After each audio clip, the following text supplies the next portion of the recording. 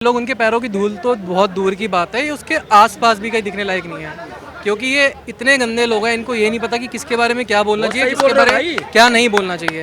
ये भगत सिंह जी के बारे में बोलते हैं, एक 23 साल का नौजवान जिसने देश के कारण अपनी ज़िंदगी बिल्कुल ही निछावर कर दी। ठीक है, बोलते मरते वक्त भी उन्होंने जब शहीद हुए थे उस टाइम भी उन्होंने एक ही चीज़ बोली थी, चूमा था उन्होंने, ठीक है, कि ये मेरी भारत की आज़ादी होगी एक टाइम पे, और वही हुआ। और ये लोग उनके बारे में कहते हैं कि मैं उनकी तुलना तो दूर की बात है, शर्म आनी चाहिए जाते लोगों को ऐसे बोलने के लिए कि एक इतने बड़े शहीद इंसान के लिए जो हमारे देश के लिए कुर्बान हो गया है, उसके बारे में इतना गलत इन्होंने बोला है। और मेरे को तो शर्म आती है कि मैं दिल्ली में इन जैसी सरकार बनी भी क्यों है।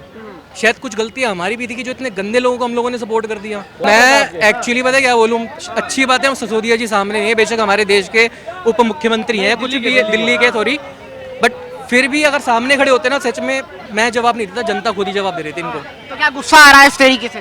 सर बता नहीं सकता बस मैं क्या इनकी औकात है, इनसे पूछो इनकी औकात है कि ये अपने आप को एक ऐसे व्यक्ति के साथ जोड़ रहे हैं जिनके लिए ना ये उनके पैरों की माटी भी नहीं बन सकते हैं। जो उन्होंने क्या करे हैं, जिस उम्र में उन्होंने शहादत दी है, जिस उम्र में उन्होंने शहीदी दी है, अपने बच्चों को जो बंदे छींक आने पर अपोलो में इलाज कराते हैं, वो शहीद भगत सिंह जी से क्या तुलना कर रहे हैं। उनके जूतों की कोई वैल्यू नहीं लगा सकता। आज उनका जूता जो है ना, एक ऑडिटोरियम में सजा हुआ है, अगर उनके जूतों की शहीद भगत सिंह जी के उसकी कोई बोली नहीं लगा सकता, क्योंकि उसकी औकात नहीं है बोली लगाने की। वो अनमोल है, जिसका कोई मोल ना हो वो अनमोल है। और ये क्या लगता है मनीष सिसोदिया की तुलना भगत सिंह से कर दी गई? सर पहली बात तो ये, जैसे भैया ने बोला कि बहुत सही बात बोली है इन्होंने, कि ये लोग उनके पैरों की धूल तो बहुत दूर की बात है, ये उसके आसपास भी कहीं दिखने लायक नहीं है, क्योंकि ये इतने गंदे लोग हैं, इनको ये नहीं पता कि किसके बारे में क्या बोलना चाहिए, किसके बारे में क्या नहीं बोलना चाहिए।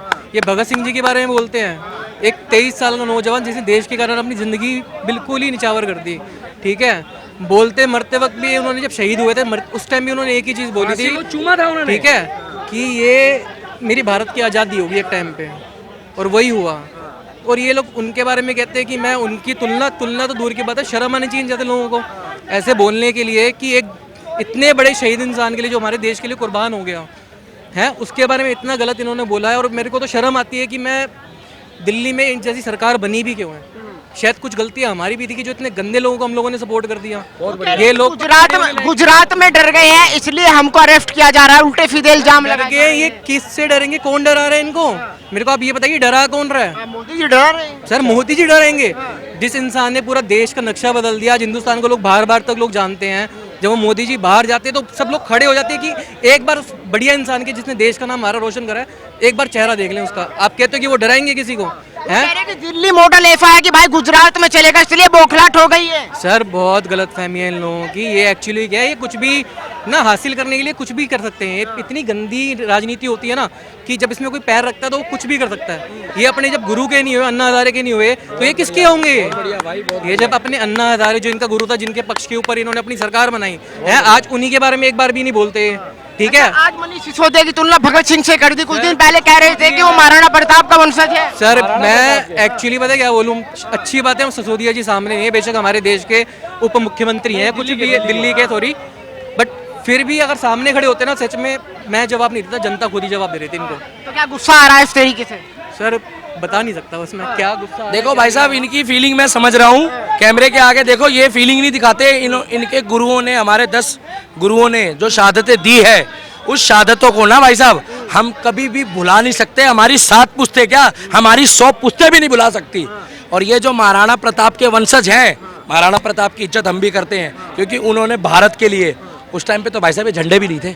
उस टाइम पे तो एक झंडा ही अलग होता था, हिंदुत्व का होता था ना भाई साहब। उस टाइम पे जिस टाइम पे उन्होंने शहादतें दी है, हमारे गुरुओं ने दी है, उसके बाद महाराणा प्रताप जी आए और बहुत बड़े बड़े लौह पुरुष आए हैं। उस टाइम पे अगर उनको पता लगता कि आज ये अहमदुल्ला खान के तलवे चाट रहे मनीष सिसोदिया, हमारा वंशज, तो उनके दिल में क्या बीतती। सिद्धू मूसेवाले की अभी आत्मा को शांति भी नहीं मिली होगी, और ये दोबारा अपमान कर रहे हैं। पाजी सिद्धू मूसेवाले की आत्मा को भी शांति नहीं मिली होगी, जवान मौत है। दीपक भाई क्या दिवाली है हफ्ते बाद, आज उसकी माँ से जाके पूछो, आज उसकी माँ से जाके पूछो मेरे सिद्धू मूसेवाले भाई की, जब वो दीवा जलाएगी तो जो उसका दीवा बुझाए बेचारे के घर का, भगवान किसी घर का दिया ना बुझाए। तो क्या लग रहा है, जैसे मनीष सिसोदिया कह रहे हैं कि भाई मुझको इसलिए गिरफ्तार किया जा रहा है, गुजरात में चुनाव है, मैं वहां जाके प्रचार न कर सकूं, लोगों को बता न सकूं कि इतना अच्छा काम दिल्ली में हुआ है। भाई साहब 4 राज्यों में ये जमानत जब्त हुई है, इन्होंने कुछ बोला नहीं बोला, एक राज्य में ये जीत गए, ठीक है वहां की जनता लोकतांत्रिक देश है। अगर आपने उसके बाद उपचुनाव हुआ है संगरूर में, आप जाके हाल देख लो, हमारे भाई की ना अस्थियां जल के ठंडी भी नहीं हुई थी, और इधर उपचुनाव जब खत्म हुए तो उनको धोबी का कुत्ता ना घर का ना घाट का बचा है। संगरूर में जूते मार के भगाया है। पता है क्यों भगाया है? कि एक जमीन से जुड़े हुए व्यक्ति के साथ जो नहीं था, वो आज हमारे शहीद भगत सिंह जी, जिनकी कुर्बानियों के लिए इतिहास लिखा गया है, जिनके जूते की इतनी वैल्यू है कि जिसको कोहिनूर हीरो से भी तुलना करना मूर्खता हो जाएगी, उस बंदे के साथ ये भाई, उनके साथ वो एक ऐसी आत्मा है, वो अमर है। आज एक किसी भी समाज के बंदे को पूछ लो ना, किसी भी समाज के बंदे को कि भाई शहीद भगत सिंह जी कौन है, तो पता क्या कहेगा? कहेगा मेरे रग रग में शहीद भगत सिंह जी की ना एक उपदेश घूम रहा है।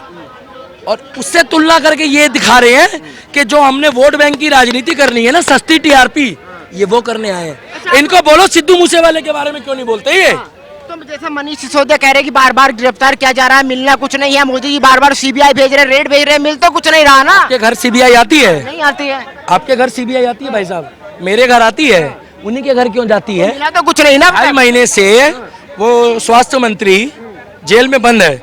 अगर वो सच्चा था तो सुप्रीम कोर्ट में इनके सारे वकील हैं, एक याचिका लगाते, स्टे लाते। भाई साहब सुप्रीम कोर्ट बड़ा है, सीबीआई बड़ी है? सुप्रीम कोर्ट बड़ा है क्योंकि सुप्रीम पावर। अगर ये सच्चे थे तो याचिका लगाओ। अरे भैया सेशन कोर्ट भी यही है, हाई कोर्ट भी यही है, सुप्रीम कोर्ट भी यही है। और मनीष सिसोदिया और इनके नेता तो खुद बताते हैं मैं वकील हूँ, इनको तो वकील की भी जरूरत नहीं है। राघव चड्ढा जी कहते हैं कि हम डरते नहीं हैं, तो 2.5 महीने से तुम्हारा स्वास्थ्य मंत्री बंद है। अरे आपके घर में भी दिवाली है, आपको बुरा लग रहा है, ये पता कैसे लोग हैं। अब इनको ये लग रहा है कि ज्यादा जो है वो सत्येंद्र जैन के चक्कर में पड़ेंगे ना, तो गुजरात इलेक्शन हम हार जाएंगे, तो ये उधर ध्यान नहीं दे रहे। अच्छा, आप भी नहीं चाहते कि गुजरात लंदन पेरिस बने जैसे दिल्ली बन गया? अब मालूम भाई साहब, आप पासपोर्ट लेकर आए हो, वीजा? अभी हम लोग कहाँ खड़े हैं? दिल्ली में खड़े हैं। तो आप लोग लंदन और अगर पेरिस बन गया ये, तो वीजा पासपोर्ट लाए हो? अरे मेरे भाई बुरा मत मानना, ये वही बंदा है जो गंजा जो है वो बाल उगाने का तेल बेच रहा है। कहा? गंजा बाल उगाने का तेल बेच रहा है। और ये वही बंदा है जो खुद नंगा पुंगा घूम रहा है और औरों को कहता है मैं एक ऐसी क्रीम दूंगा कि उसको लगाने के बाद ऐसा लगेगा आपने कपड़े पहन लिए। सुना आपने? ऐसा क्रीम आता है कि लगाने के बाद ऐसा लगेगा जैसे आप नंगे पुंगे नहीं हो। क्रीम पंजाब में काम कर गई ना। भैया देखो मेरी बात सुनो, पंजाब के लोग अच्छे हैं और बढ़िया हैं और बढ़िया रहेंगे। सुनो, उनकी गलती नहीं है भाई साहब। कैप्टन अमरिंदर सिंह के साथ जो पार्टी में जुड़े हुए थे, वहां पर आके फिरकी ली गई। फिरकी जिसने ली थी वो जेल में है। सिद्धू जी ने आके वहां पर लफड़ा करा, आपको मालूम होगा। सिद्धू जी ने आकर वहां पर ऐसा कलेश करा, लोगों ने बोला कि भैया ऐते ना एथो दे है ना उथो दे है। इन्होंने बोला एक मौका दो, दिल्ली की जनता ने भी तो दिया, आप भी तो ये महाराज दिल्ली के ही हो आप। चलो आप कौन बोला? यूपी वाले। अच्छा यूपी तो बाबा के भैया, फालतू बाबा के लिए नहीं बोलूंगा भाई, चाहे प्रशंसा को डर लगता है भाई। हाँ, मकान के बाहर बुलडोजर आ जाए भैया, मुख्यमंत्री है। तो आप एक बात बताइए, जब दिल्ली की जनता ने 2 बार मौका दे दिया, कितनी बार? और लोग कहते हैं दिल्ली तो दिल वालों की है, दिल्ली वालों के अंदर तो बहुत दिमाग होता है। तो आज दिल्ली वाले जो पत्थर खा रहे हैं, तो मैंने बोला है खाओ, मेरे को क्या लेना देना भाई, खा रहे हो तो खाओ, मेरा क्या मतलब है? सीधी सी बात है। पंजाब वालों ने मौका दिया है, आज आप जाके वहां पता कर लो पंजाब में क्या हाल है। पहले महीने पता लग गया सिद्धू मूसेवाले की डेथ हुई, आज उसकी वहां पर जो फोटो लगी है ना भाई साहब, मूर्ति बनाई है वहां पे, उस मूर्ति को जैसे लोग मंदिर, गुरुद्वारे, चर्च और मस्जिदों में जाते हैं अपने अपने धर्म को मानने वाले, मैं तो मंदिर जाता हूँ। ए भैया मैं मंदिर जाता हूँ, मैं हिंदू इसलिए बोल रहा हूँ, ये लोग बोलेंगे ना। और गुरुद्वारे भी जाता हूँ, सेवा भी करता हूँ मैं। तो वहां जाके ना लोग पता है मत्था क्यों टेक रहे हैं? इसलिए नहीं टेक रहे वो सिद्धू मूसेवाला है, इसलिए टेक रहे हैं कि तेरी जो शहादत, तेने जो ये तेरे साथ जो हुआ है ना, जो तूने मेहनत करके हमारे सिख समुदाय का सम्मान बढ़ाया है, और पूरे वर्ल्ड में जो तूने बढ़िया बढ़िया गाने गाए, और जमीन से उठ के जो व्यक्ति ऊपर बढ़ता है उसके साथ ऐसे ही करते हैं ये लोग। आपने कहा मैं हिंदू मंदिर, सुनिए, आपने कहा मैं हिंदू मंदिर जाता हूँ। केजरीवाल भी कह रहे हैं कि भाई मेरा तो जन्म ही जन्माष्टमी को हुआ था, कृष्ण का स्वरूप मेरे मेहर कंसों का नाश करने के लिए पैदा हुआ हूँ। देखो केजरीवाल जी बढ़िया आदमी है। अभी मैं आपको एक बात बताना चाहूँ, केजरीवाल जी को बोलिए अन्ना हजारे इज बैक। का अन्ना हजारे इज बैक, वही रामलीला मैदान होगा, वही फैसला होगा। 2 महीने मैं उस आंदोलन में था। कितने? आप तो थे नहीं वहां पे, मैं आपको जानता हूं, आप नहीं थे, उसी आंदोलन में था। मैं राज खोलूंगा ना भाई साहब, अन्ना हजारे जी के लिए नहीं बोल रहा है, केजरीवाल के लिए बोल रहा हूं। पर्चे फट जाएंगे, अगर इसके आगे आकर अन्ना हजारे खड़ा हो गया ना, अन्ना हजारे बढ़िया आदमी है, अन्ना आंदोलन था वो। भाई साहब सच्चाई बताऊं, सच्ची बताऊं, सच्ची में ये लंगोट छोड़ के भागेगा। पता है क्यों? क्योंकि ऐसे ऐसे पर्दे खोलेगा ना वो, ऐसे ऐसे पर्दे खोलेगा कि कुमार विश्वास के आते तक में ये सही में वहीं पहुंच जाएगा हिसार जहां से आया है। अच्छा, कभी भगत सिंह का नाम ले रहे हैं, कभी महाराणा प्रताप का नाम ले रहे हैं, कभी महात्मा गांधी का नाम ले रहे हैं। इनके मुंह से पाकिस्तान का भी नाम निकल जाएगा, क्योंकि सच भी बहुत जल्दी आएगा इनके मुंह में। इनकी तारीफ तो पाकिस्तान में हो रही है, चलाइए ना वो वाला रील भी कि पाकिस्तान के लोग कह रहे हैं कि भारत में दिल्ली का मुख्यमंत्री बढ़िया है। ए महाराज, दुश्मन देश के लोग हमारे राज्य के लोगों की तारीफ क्यों करते हैं? मैं बताऊं क्यों? क्योंकि ये विरोध मोदी का नहीं है और ये विरोध योगी का नहीं है, ये उनकी नीतियों का विरोध है। जैसी वो नीतियां बनाते जाते हैं उनका विरोध शुरू हो जाता है। इनको 2 दिन पहले ही पता लग जाता है कि वहां पर जो है वो कौन आया था, वो यूएस का वो जो राष्ट्रपति आया था, डोनाल्ड ट्रम्प। हाँ ट्रम्प आया था। इनको पहले ही पता लग गया था कि गुलेल बम बना लो, पत्थर तैयार कर लो, बोतल तैयार कर लो। पता है क्यों? क्योंकि मोदी घूम रहा था, उन्होंने कहा भारत को बदनाम करना है। अब कैसे करोगे बदनाम? उन्होंने तैयारी करी और उसके बाद तैयारी करने के बाद वहां पर एक कांड हुआ और वो दंगों में जला 4 दिन, उत्तर पूर्वी दिल्ली जला। और उसके बाद इनको पहले ही पता था ये ज्योतिष है। और भाई साहब इनकी बुराई मत करना, जितने भी युवाओं की शादी नहीं हुई है, जितने भी युवाओं को, वो अरविंद केजरीवाल के पास जाए और ये पूछे भाई साहब मेरी शादी कब होगी, क्योंकि उनको ये पता है अगला कौन। उन्होंने पहले ही बता दिया था कि मनीष सिसोदिया का नंबर है। ये भैया अब अगला कौन है ये भी बता दो।